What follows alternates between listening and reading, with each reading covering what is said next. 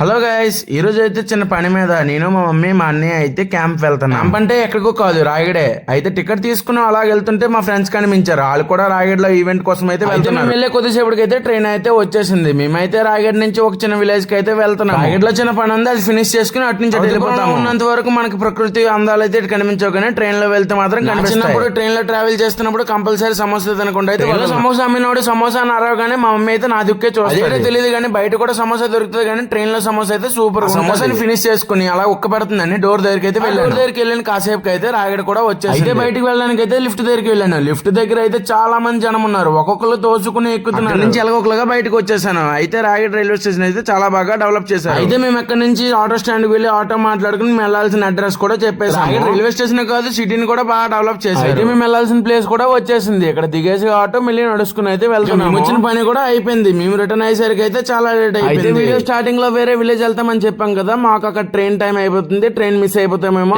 అనుకున్నట్టే ప్లాట్ఫామ్ మీదకి వచ్చేసరికి ట్రైన్ అయితే మూవ్ అయిపోయింది. ఇప్పుడు ఏం చేసింది లేదు, ఇంకో 1 hour వెయిట్ చేసి ఇంకో ట్రైన్ కోసం వెయిట్ చేయడం. తర్వాత మా ట్రైన్ కూడా వచ్చేసింది, ఎక్కేసి బయలుదేరి. మేము ఎక్కడికి వెళ్తున్నాం చెప్పలేదు కదా, చాలా సంవత్సరాల తర్వాత మా అమ్మమ్మ వాళ్ళ ఊరు అయితే మొత్తం తెలుసుకోవడానికి అయితే నెక్స్ట్ వీడియో వరకు వెయిట్ చేయండి. Like and subscribe. బాయ్.